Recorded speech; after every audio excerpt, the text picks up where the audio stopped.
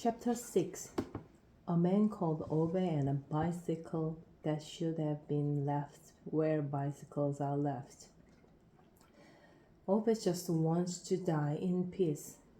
Is that really too much to ask? Ove doesn't think so. Fair enough.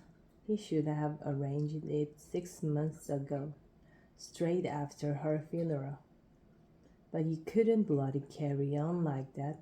He decided at the time. He had his job to take care of. How would it look if people stopped coming to work all over the place because they'd killed themselves?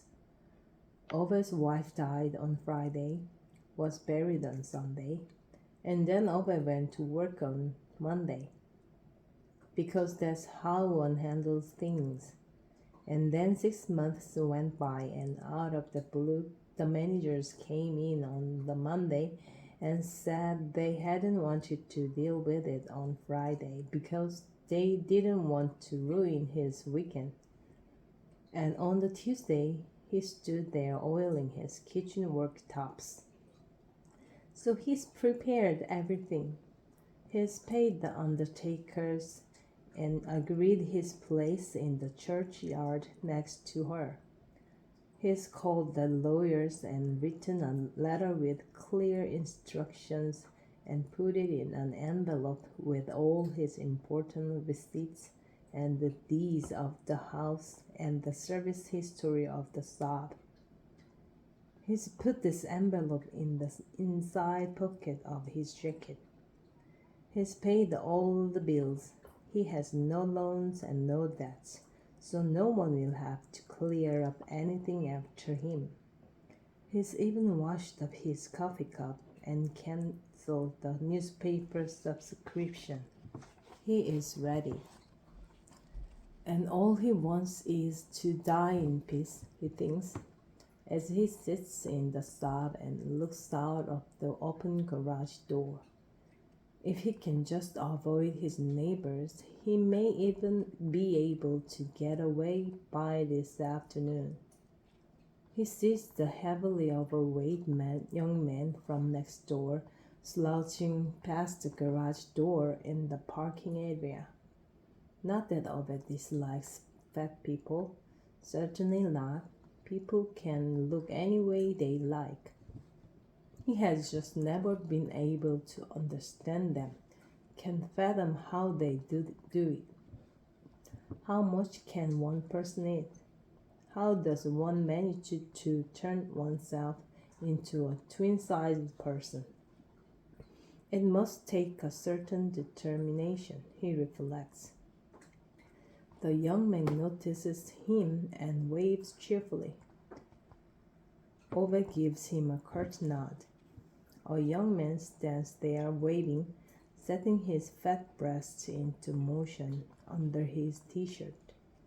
Ove often says that this is the only man he knows who could attack a bowl of crisps from all directions at once. But whenever he makes this comment, Ove's wife protests and tells him one shouldn't say things like that. Or rather, she used to. Ove's wife liked the overweight young man. After his mother passed away, she would go over once a week with a lunchbox. So he gets something home cooked now and then, she used to say. Ove noticed that they never got the containers back, adding that maybe the young man hadn't noticed the difference between the box and the food inside it. At which point, Ove's wife would tell him that was enough. And then it was enough. Ove waits until the lunchbox eater has gone before he gets out of the sod. He tugs at the handle 3 times, closes the garage door behind him, tugs at the door handle 3 times, walks up the little footpath between the houses, stops outside the bicycle shed.